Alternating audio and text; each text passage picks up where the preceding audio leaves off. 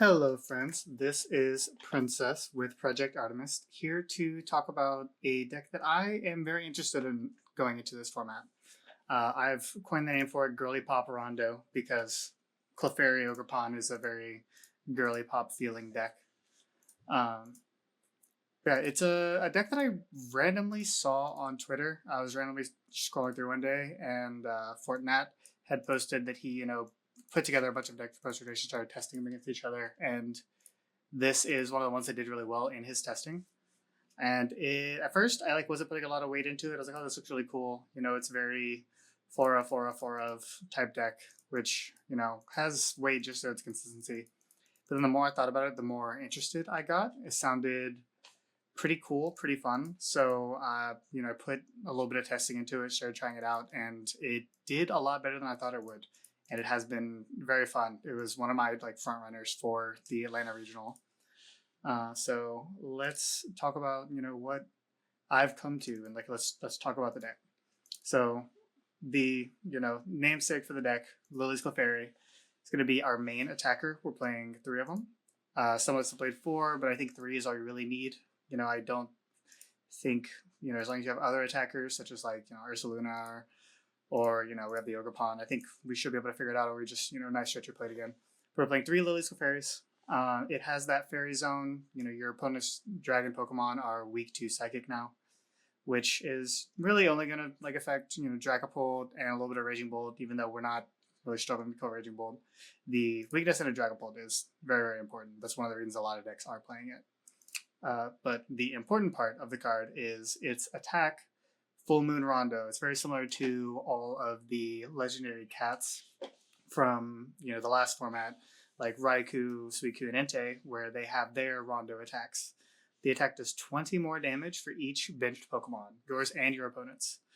So, since we are playing Area Zero, if our bench is full, we're already doing a minimum of 180 damage, and then everything from our opponent's bench makes that more. If they have five things on the bench, that's 280.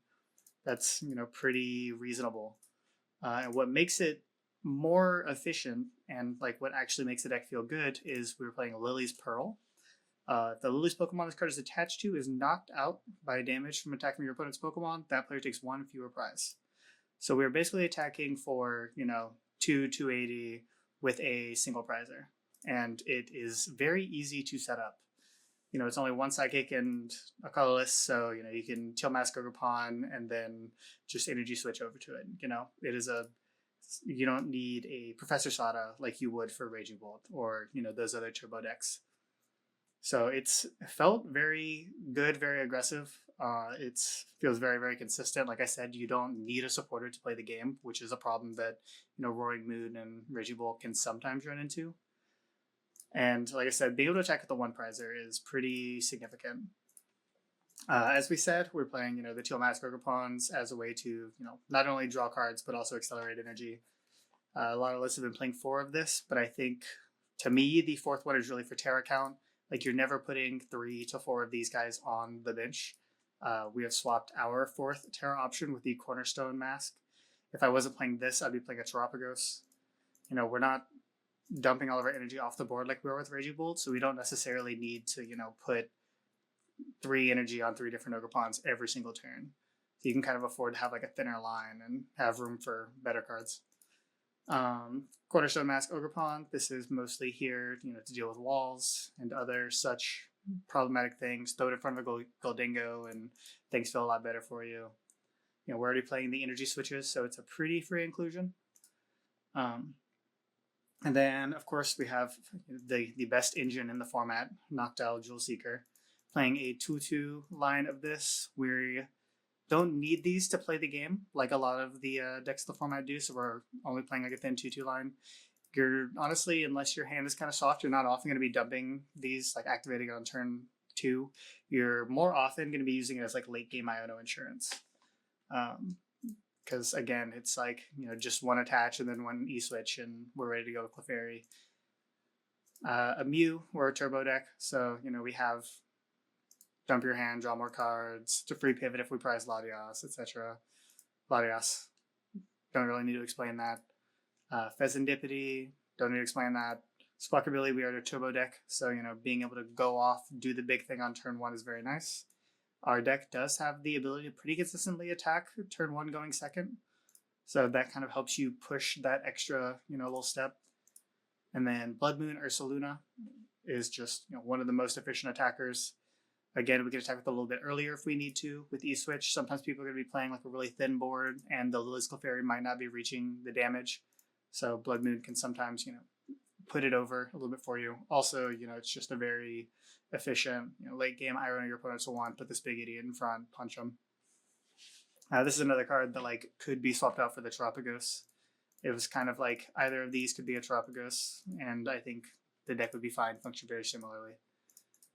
Playing the Iron Bundle, again, with turbo decks, bundle always feels good. You want to take 2 prizes every turn if you can. They stick up something less important, you get out of the way. That's most of the Pokemon. That's all the Pokemon that we're currently playing in this list. I'll talk about the considerations in a bit, but that's where we're at currently.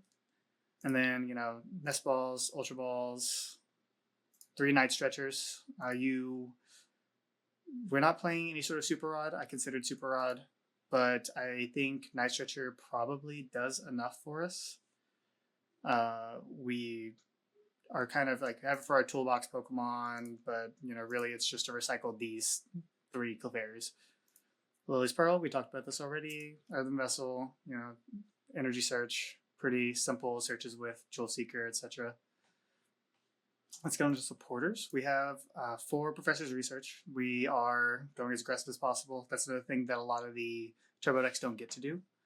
Raging Bolt and decks like Roaring Moon don't very often get to use Research. Miraidon gets to use it sometimes because they're accelerating through generators. So being able to churn through our deck pretty aggressively feels very nice with Research. We have 2 Boss's Orders. We are also playing the Prime Catcher, you'll see. So we have a decent amount of Gust. We want to take as many 2 prizes as possible. Feels good. Some of the lists that we've seen were playing, like this initial list from Fortnite was playing for Arven. We realized pretty quickly that like after turn 2, the Arven feels abysmal. It doesn't very often do much. You want to use it to get your first Pearl and then maybe an E-Switch or whatever, but it doesn't feel super necessary. We have all these researches. We have enough just engine otherwise that we shouldn't need it as often. Even if late game we don't need a Pearl, worst case scenario, sure it does grab an E-Switch or a Prime Catcher. Because we're Prime Catcher, that also makes it feel, this is in the late game, could be considered like a 3rd, 4th boss. We are only playing 1 Iono because when we're playing this game, if the game is assumed to be going as we want it to, we attack with Clefairy, take a 2 prizer, they crack back, they kill it with Lillie's Pearl, they only take 1 prize. Next turn, we crack back, take a 2 prizer, they crack back with Lillie's Pearl, they take 1 prize. So our Iono pretty quickly starts to hurt us more than it hurts our opponent. Obviously, not every game is going to go perfect, but realistically, I think this deck is more plays to attack. We're not necessarily trying to do a lot of defensive plays of Iono. It is just obviously a very good card, so we would use it sometimes. For Area 0, don't need to explain that. For Energy Search, we kind of talked about that, just, with Ogerpon. Prime Catcher is our ace-spec of choice. That's another thing that's a little bit different from like Fortnite's list. He was playing Precious Trolley as a way to fill up the board. I think with the raw amount of draw we have in the way of, turn 1 Squawk, Mew, Research, all these Nest Ball, Ultra Ball, whatever, I don't think we should really have too much trouble filling up our board. I don't think we really need the Precious Trolley. It's not the worst thing, but I think I'd rather the power that comes with Prime Catcher. I want to, like I said earlier, just take 2 prizes every turn, And then, energy is simple enough. 6 grass, it draw cards. 3 psychic energy, 1 fighting. If we were to cut one of like this guy for Terapagos, for example, this would just become another psychic energy. But we need at least 1 to attack with that big dingus. So yeah, that is pretty much where we're at on the list currently. Like if I was, playing in a tournament tomorrow, I'd probably be playing pretty much this exact 60. But let's talk about the cards that we, considered. All right, so here I have sort of a list of cards and considerations and like things that have come in and out of the deck and I've been kind of tanking on. And let's talk through them real quick. So you'll notice that a lot of the decks that are playing the Noctowl engine are playing Fan Rotom. Not only is the card very good for searching for your Noctowls, but also it's a pretty efficient attacker. Because we are only playing the 2/2 Noctowl line, the Fan Rotom feels a lot worse in the way of searching, just because we're gonna grab all of them. In the first grab, you grab two Hoot Hoots, and then you have to grab a Noctowl. It does feel kind of rough. You have any of those in opening hand, you're not really using it to its full effect. As well as, like I said, we're not leaning on the Noctowl as much as a lot of these decks are. So it's not necessarily the most important thing to get those out. So we can kind of afford not to play it. But we do have the option to play, if we want to play another 1/1 Light of Noctowl, that's not a bad idea at all. If we can work out our numbers, that is still very reasonable at that point. Maybe 1-2 Rotoms ends up feeling very good. Another thing that we consider that kind of, I guess, attaches to the Rotom conversation is Hop's Dubwool.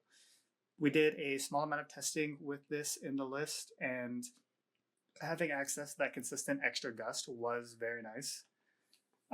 You can, use that room to kind of trim on the actual raw bosses orders you play and lean into more other supporters. And if you do that, that is another, at least the Wooloo is a good target for the Rotom. So it's another thing to think about. There is a world where we can lean into a build that is more low to the ground focused like this. Another thing, Land and Keeler put out a video on this deck also with their Lost Zone or Lost Mine Zones. I'm struggling with how to remember their name. I'm sorry. But anyways, yes, Land and Keeler put out a video for this, and he had 2 Mew and 2 Squawkabillies in his list. And the idea is, since we don't have Heavy Ball, you really want to go hard, go fast as possible. And both of these cards have the potential to let you draw a lot of cards. So, they had extra Squawk. So if you prize one, you still have access to it. You can always Squawk every game. Same thing with Mew. You can always have access to that restart ability every game. And while I think that consistency is very nice, I would kind of personally like to trade off just the raw power for our deck. I would like to use those card slots for other things, So that's kind of how I was looking at it. But I also think having a second Squawk is probably very solid.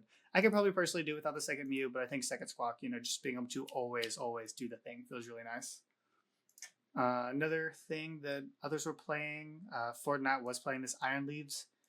The idea was partially, beat up Charizard, and, it has a little bit of text against the Zoroark.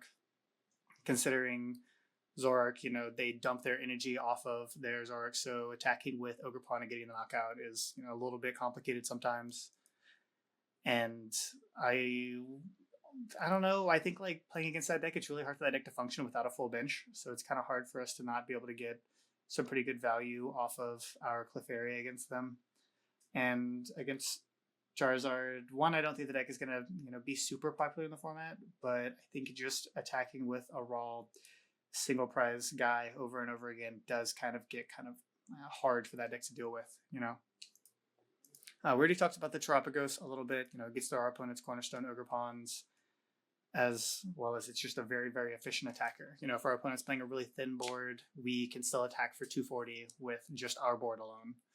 And that's not something that Clefairy can do. So it's not, it's a pretty solid idea. It's just, do we have the room for it? I think we, like I said, could pretty easily cut the Cornerstone for this or cut the Blood Moon for this. I think it's really, my main consideration is the Blood Moon, because Cornerstone just has a lot of text and a lot of matchups. I think it kind of depends on if you're playing it locally, what the meta is, or how much walls you expect to see at Atlanta. The Volcanion EX is something that I still start popping up. At first I didn't like it, but the more I think about it, it has grown on me a lot.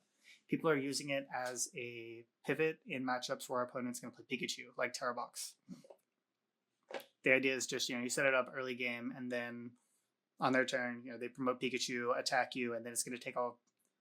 Normally, it would take 2 knockouts to get rid of the Pikachu, unless they, you play Monkey Dory and you move damage, or you do some sort of shenanigans. But Volcanion, the idea is every turn you just promote it, burn them, and then use the free retreat with Latias, and that will fade Pikachu's shield, as well as it just gives you extra damage numbers against a lot of decks. Just plus 20 is not insignificant in a lot of matchups, And, in some matchups, they won't be able to move their Pokemon. So it's, plus 40, 60 if the burn just keeps ticking. So that's really nice. So this is something that I've definitely, if I put more testing into this deck, this is going to be something I'm going to be playing with a lot. One of the other builds edition things we ended up doing, we were playing the Togekiss line for a minute. Kind of following what like Goldingo was doing in the last format, as well as like some people talked about doing in Raging Bolt, of just playing like the 1/1/1 Togekiss line with the rare candy in the middle. And it felt kind of obnoxious to set up. We're not playing Poffin, so like being able to consistently get out, this guy in the beginning, along with like our owls or our other important Pokemon, felt like it was kind of a pain.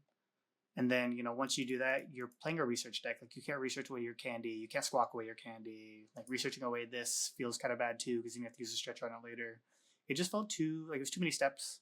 I will say, when we were testing this, we weren't playing the Arvins anymore. We'd already cut down to 0, and now we're back up to 2. So maybe with Arvin, the candy is, like, a little bit better, but it still just feels like it might be too much work. I think, the only prize cheating we really need to do is just attacking with this guy with the pearl on it, Super Rod, we're playing the 3 stretchers. I think you could, if you wanted to, cut a stretcher for a rod. I think that's very reasonable. Again, we are playing a research deck, so it can be pretty quickly. You can get a lot of your energies in the discard, and the rod puts it back in, so you can get them back out with Vessel. I can't decide firmly which one is better. I do think Night Stretcher is an obscenely broken card, and I probably would lean into just using that, but if you felt the need to like play a rod, I think that's like very reasonable. Countercatcher, that comes around to that conversation we had previously of we are pretty often ahead on prizes over our opponent. Not only are we playing a turbo deck, but we're attacking with a 1 prizer in theory. So we're just taking more prizes and we're doing it faster. So Countercatcher doesn't feel like it's turned on as much as I would want it to be.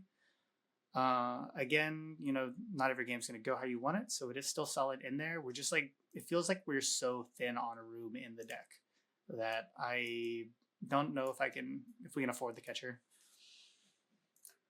You could always play more Ionos, which again, I think our plan is to attack our opponent. I'm not sure I love more Ionos, but it isn't the worst idea. I did see some builds that were leaning away from research and towards Iono, just as a way to, because we don't need as many cards to play our game, it ends up kind of still working out. Even if we are disrupting our opponent less than we're disrupting ourselves, it's like we don't need as much as they might need. And with that in mind, I like the potential of playing Judge in this deck. I think right now with a lot of decks having the very explosive, like, go first, Fan Rotom, fill up my bench, put a bunch of cards in my hand for like a super nasty turn 2, I think judging on turn 1 going second feels very strong in this format, in my opinion. The problem I've had is there's not like a lot of decks that can play Judge very efficiently. I do kind of think this might be one of those decks. If I put a lot more testing into this deck, it is going to be at least one of the times I'm going to play like a 2 to 4 Judge list, and just lean really, really heavy into that disruption package. And like, who knows, maybe it's good enough. Maybe the disruption, like every single turn, is good enough to, get going. Maybe just the early disruption is enough, because normally Iono puts us puts us both down to 6. Judge put us both down to 4, but then like after some prizes are taken, it's like put us down to 4, put them down to 5 because we have a Lily's Pearl and they didn't take as many prizes. Judge just like always does 4. I could see a world where like we move less on research. We play like a 2 Iono 3 Judge if we want to be like really disruptive. Given again we're playing a deck that like we're really just trying to take prizes, this is probably not the play. It's just something that I've been kind of toying around with in my head. Arvin, I really think that we probably don't need more than the 2 Arvins. If we move over to the build, like with the Precious Trolley, maybe it's also playing like the 4 Pearls. But realistically, I think it's like not worth the deck space in the supporter slot. There's some other tools we could start playing that would maybe feel fine and like make it feel better. But I don't know. It feels kind of like a waste to me. Briar is another one of the things that Landon Keeler is playing in their list. I don't think we are reasonably attacking with our uh, Ogerpon very often, like enough to do, you know, any significant prize taking. If we're taking a one prizer, like sure, that's like technically positive, but our opponent has to be on exactly two prizes. We have to need exactly two prizes. Like a lot of things have to kind of fall in, I think, for that to be worth it. We don't have a lot of ways to like cheese prizes, and we're never taking a three prizer with that. I think it's my main point. You know, if we have the Tropicos in our deck, I think I like that card a lot more because we have more potential to, you know, kill a 240 HP guy, which could be like Raging Bull, you know, our opponent's Mew, Volcanion, Pheasantipity, whatever. Like the higher HP things that do provide three prizes, and that does feel a bit better, I think. But like, if our only plan is to attack with Ogerpon, I don't think it feels very good personally.